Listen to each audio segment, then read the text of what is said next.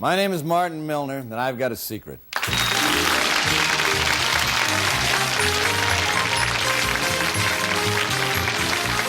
Hollywood, the show that reveals all, I've Got a Secret. And now let's meet the star of I've Got a Secret, Steve Allen.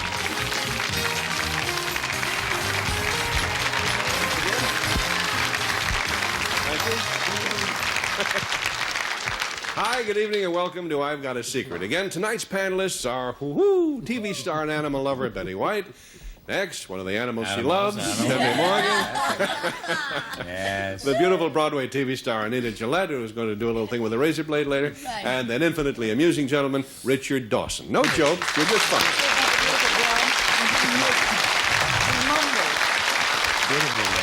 Now, you can tell it's going to be a sneaky show when right off the bat I ask you to put on your little black masks. Right? Now, you know it's going to be an insolent show when we tell you we won't do it. I wouldn't be surprised. Right. Okay, got your masks on your little eyes, Where Pam? on my nose? Very well. Then we can open the Great Wall. Great See what waltz. happens. All right.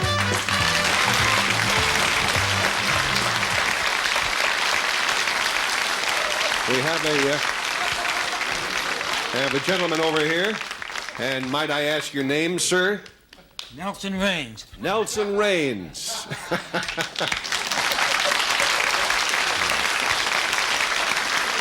And where are you from, Mr. Raines? Santa Barbara. Santa Barbara. Southern part of Santa Barbara. That's where he's from. All right. Panel, Mr. Raines' secret concerns something he does every day for a mile or so. And he's doing it right now, and we'll start the questioning with Betty White. Why? I mean, why do you start the questioning with Betty White? And why does he do this thing that he does? And why It will all does he sound come like he's out. not sitting next to you? No, we're up in the middle here. Oh, Mr. Raines, is it something that you yourself physically do Yes, for it a is. mile? I mean, is anything else involved, like any kind of a vehicle of any kind? No. Is it, as opposed to walking, are you right side up when you do it? Are you? No. No, he's not. Are you walking on your hands? That's it. Well, I certainly enjoy your act, and we have a lot of fun. There probably has never before been a contestant that was glad to have the first panelist knock it right off because he didn't have to extend himself. I'm sorry, he looks like he has extended himself. Hello there. You really do that every day, huh? Yes, sir, I do. I see. Do you do it in rain or shine? No matter what the weather is, I do it, regardless. You prefer rain to shine. Well, no, I prefer sunny weather. I Rains to really shine. do. That's true, because if it was raining, you get water in your knapsack. true. You know. Hot and easy when it's dry. When it's dry, that's true. Otherwise, you're looking at all the puddles. Yeah, you see all the worms coming How out. far does the gentleman walk every day? How far does he walk a day? I have been going a mile. But now I'm doing a different kind of training. I'm putting my hands very close together to walk a steel beam, 700 feet in the air, at 6 inches wide. 6 inches Walk wide, out 700 feet in the one air. Turn and walk back. With your luck, you'll meet Evel Knievel coming through the air. Steve, Yes, Betty? I hate to ask him to do this because he sounds out of breath, but we all had our blindfolds on. We didn't Well, get you a didn't chance see him to do see it. him. Could he you do it do one about more 10 time? seconds for them again? Yes. He wears these work gloves to protect his hands from the picture. What else? We don't want any trouble. Okay.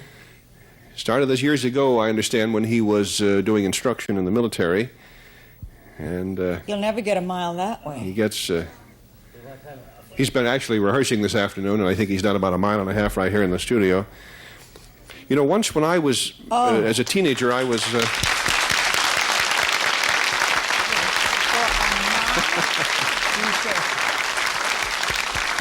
give him a big hand. That's what we needed, some more applause. When I was a kid, I was actually Could I so poor ask for a a while that I question? looked around for money on the ground. Do you ever seen a lot of money when you walk like that? So do you ever find coin? Not very much, but occasionally. Yes, Henry. Before, we go through your whole life. I have to do something. We finished 3 minutes early. Does he? Where? Now, do you walk this in the city, on city streets? Yes, sir, I do. Mr. Raines, thank you very much for this remarkable demonstration. What's the name of your movie? High iron. High Iron will be the movie where you'll walk on that high thing. We'll be right back. Thank you. I've Got a Secret will continue in just 1 minute. Now, let's bring some more contestants out here, or guests, and we'll see what happens.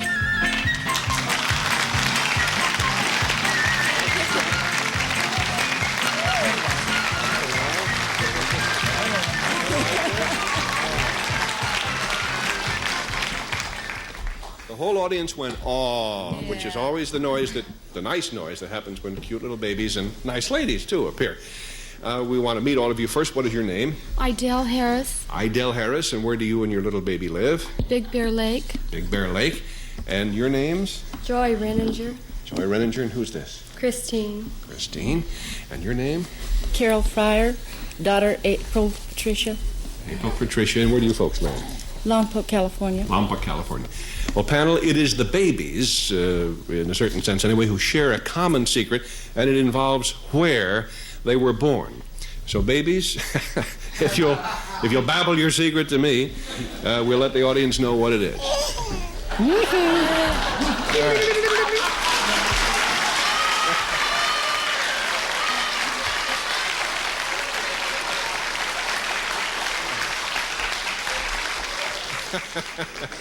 The babies have just whispered their secret to me, which is more fun than I've had in quite some time.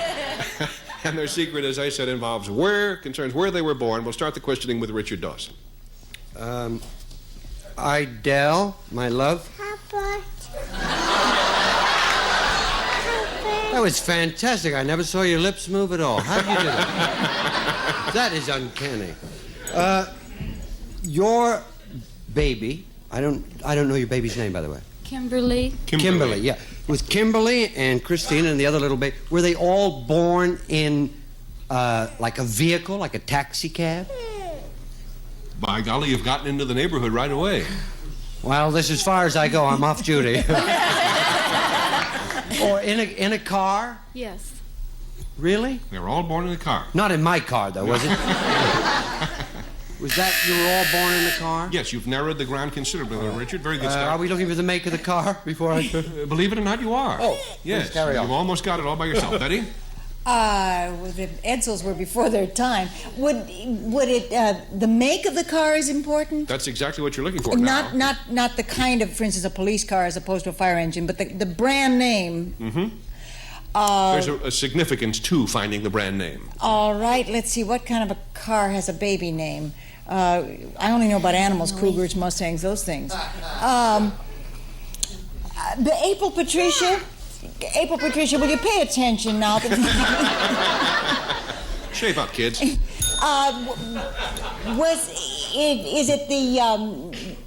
it a kind of car that your father had anything to do with? I mean, heisting it or anything like that?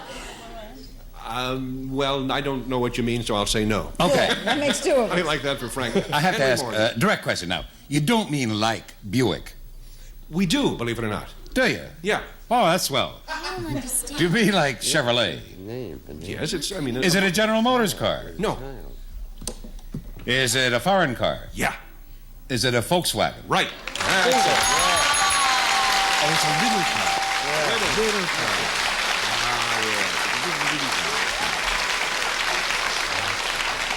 Babies are apparently born in cars fairly commonly. You know, you don't quite make it to the hospital, but it's the fact that the cars are small-ish, which makes it a little more newsworthy. Mrs. Harris, I understand that you and your husband were racing down a mountain road toward the hospital when the stork overtook your bug. What did happen? Oh, he was going so fast that he didn't have time to stop, so he just slowed down. You know. Baby was born in second. Is that it? I see. And the Renninger's baby, what is the story on your adorable little child? Well, it wasn't due till February, and it came Christmas evening. Christmas Eve. Oh, is that what you call it, Christine? Mm-hmm. That's sweet. And Mrs. Fryer, what's your story? I was trying to get the house cleaned up before I went to the hospital. In your car? No, I was cleaning the house, and I wanted to get that done, and I waited too long. Well, it's How far nice did to you see. get? To the driveway. It's nice to see the Beatles are back together again.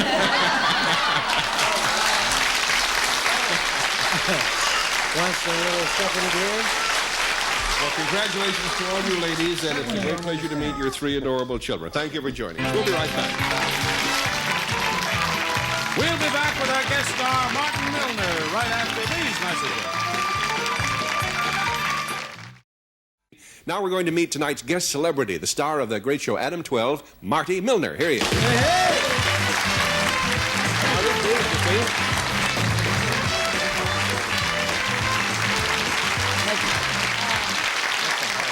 Panel, we're going to start off with a little bit of a philosophical switch for you. You wouldn't think a rubbid-dub-dub. You wouldn't think a rugged cop type, which isn't too easy to say, I don't feel that badly having blown it, like Marty Milner would be interested in delicate little antiques. Now, would you think that? Yes. Anyway, he happens to be, seriously, an enthusiastic collector of antiques. He's very knowledgeable. He has some, I've seen the antiques at his home, and they're gorgeous, right? Well, they're pretty, thank you. Well, as a matter of fact, we have some very interesting antiques here on stage with us tonight, and that's part of my secret. Right, so we're going to open the Great Wall now, and we'll let the panelists take a look at some of these lovely pieces. Any of you who know the antique business may recognize some of these. I don't know that much about it, but I understand this is a rare 18th century desk over here.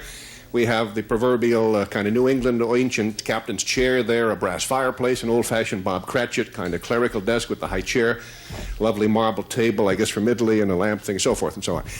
Now, we're going to fool you, panel. What do you want to show them first? Well, the first thing I'd like to talk to the panel about is this lovely antique chandelier. Okay, I think, as I look at the camera, that it's too high for the people in the top row to see. Could we lower the chandelier quite a bit? 17th century chandelier. We want to lower it a little more because we want the panel to be able to see it. We also want the studio audience to be able to see it. Is that all right? Bring it down a bit more. Yeah, bring it down quite a bit. So just a bit more. We got. Wait! Oh, gee! Wow! Hey guys, be careful. You want to stop tape? What do you think you're doing? Don't tell me to be careful. Wait, hold it. Stop tape. These guys were on strike and went to their head. You know. Wait a minute. It's a 300-year-old chandelier. Take it easy. 300 years old. Look, don't tell me to take it easy. We know what we're doing. No, wait a minute. Would you guys hold it down? I'm not making the trouble, Vic. He's making the trouble. The audience. Okay, Will cool. you get out of here now? Hey, cut it out! Holy jeez! Wait a minute. Come on, cut it out, you guys. Hey, you guys, look out! Holy! Hey, look out! Oh!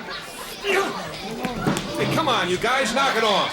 Oh, look out! Holy no! Hey, come on! More! Look out! More! Hey, stop these guys! Will you get them over there? As some of you.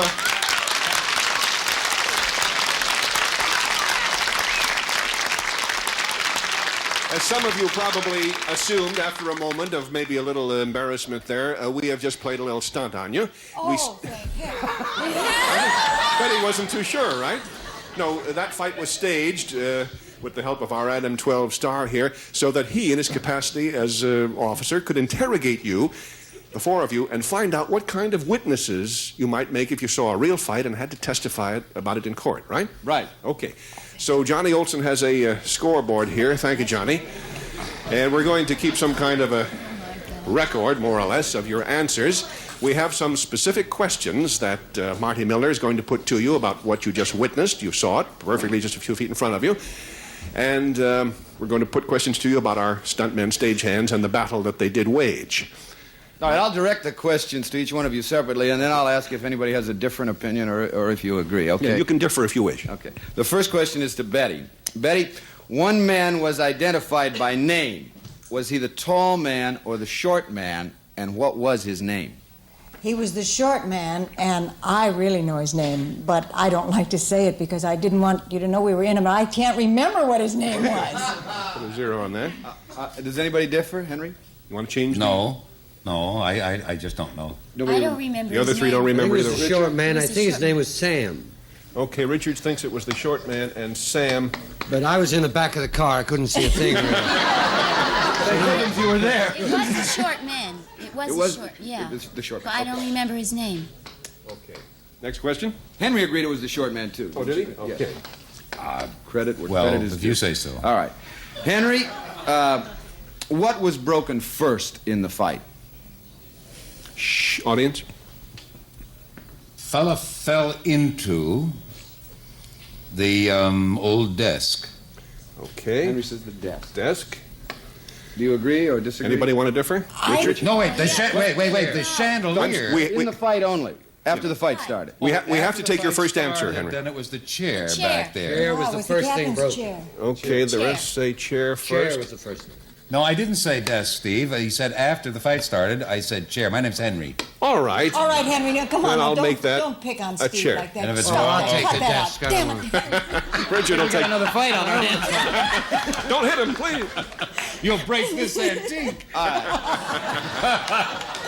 Anita, Yes. which antique did I say? You saved the kerosene lamp, the red kerosene lamp on the other side there. Yes. Made out of the Ripple wine bottle. Very rare. Richard agrees and Betty Yes, agrees. yes. Nobody differs. Okay. Nobody differs. Richard, how many antiques were broken in the fight, total? In the fight? Chair, there were 2 glass objects that went al smasho. The table went, and 4. Okay. Oh, and on one chair he smacked. 5. A bar stool. Yeah, 5 things he broke. And Anita agrees. I 5. agree with that. Is it my turn? Yes, You may go, Henry. Just wildly, I'd say it's more than 5. I'd guess around 7 things. Okay, fine. I'll split the difference and say 6. Why not? Believe it or not, this is what actually does occur in real trials. You see this quite pronounced difference of opinion among witnesses who are perfectly honest and willing to tell the truth. Now we're going to bring our suspects back on stage and check your answers with their help. They are, of course, professional movie stuntmen Charles Picerni and Victor Paul. Here they are. Great.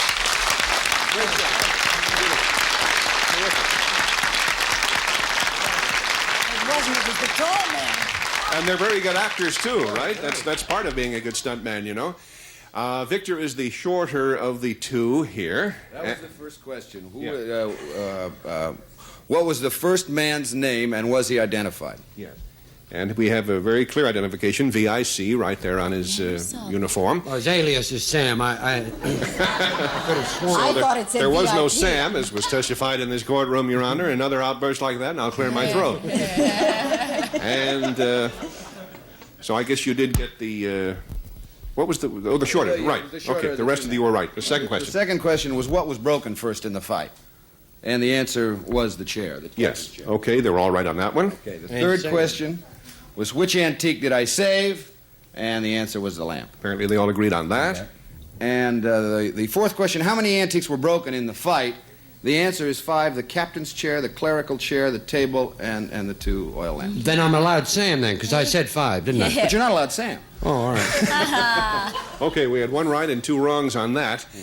Now what we're going to do is roll the videotape, which we made, of course, during the scuffle, just a few minutes back.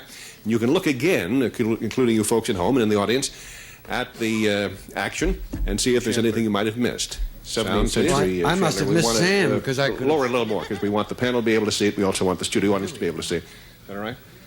Bring it down a bit more. Yeah, bring it down quite a bit. So Just a bit more. we got. Wait! Oh, gee! Wow! Hey guys, Be careful. you want to stop What do you tape? think you're doing? Don't tell me to be careful. Wait, hold it. Stop tape. These guys were on strike and went to their head. You know. Wait a minute. 300-year-old chandelier. Take it easy. 300 all right? years old. Look, don't tell me to take it easy. We know what we're doing. No, wait a minute. Would you guys hold it down? I'm not making the trouble. Vicky's making the trouble. The audience. Okay, Will cool. you get out of here Hey, now? cut it out! Holy jeez! Wait a minute. Come on, cut it out, you guys. Hey, you guys, look out! Holy! Hey, look out! Oh. Hey, come on, you guys, knock it off! Oh, look out! Holy no! Hey, come on! Look out! Hey, stop these guys! Will you get them over there? As some of you. Fellas, congratulations again. Thank you for a very realistic, convincing job.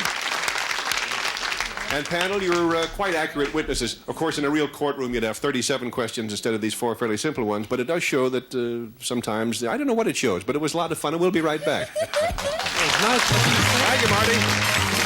I've Got a Secret returns after these words. We're a little late, so we have our guest out here. What is your name, sir? My name is Lou Starr. Lou Starr, where are you from? Hollywood, California. A Hollywood Star, ladies and gentlemen. Mr. Starr, panel, was the first man to do something on the radio. If you'll whisper your secret to me, Mr. Starr, we'll let the audience know what it was. Ah. Somebody used to be in the radio? Okay, panel, the audience knows what the secret is. As I said, something he was the first person to do on the radio. We'll start the questioning with Henry. Was it a sound effect? Well, Partially. Was it an imitation of an animal? No. Sound effect, you could say that, but not really. And I think it would mislead you to get an out-and-out yes on that. 1 down and 3 to go. How could it mislead me? I'm finished. Did it have something to do with the character you were playing? I didn't hear you. The sound and everything you had, was it to do with the character you were playing on the radio? No, it wasn't a dramatic thing. It wasn't a dramatic thing. Would it be with a famous show like the Green Hornet? No. No. That's it. 2 down, 2 to go. Richard? Lou, were you the first man to show slides on the radio? Color slides. Yeah. Did you burp on the radio? No. Would you burp on the radio? We'll try. Yes, I thought. Dismiss the witness. Betty? Lou, is your real name Sam? No. Did you do this sound with your voice? No, I didn't. Did you use a prop of any kind? A form of a prop. He used another part of his body. I'll give you a big hint. Yes. Footsteps. Right, footsteps. But what kind of footsteps? In the dark. Oh.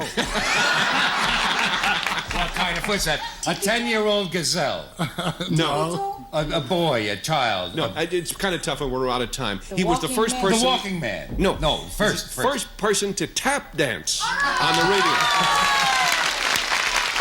He did it on radio station KDKA back in the late 20s, was it? Late 20s, that's right. Oh, you're in fantastic shape. You know, I don't know. I don't It's know what it coming is. must be still dancing. I we still have a am. quick picture of him and his partner there. I don't know if we can have just a Why, second or that's two to get a Sam, close surely. up. That's how he looked when he used to tap dance on the radio. I used to what? Maybe as we go off the air, you can do a step for us. Thank you, panel. Thank you, Mr. Starr. Thank you, folks. See you later.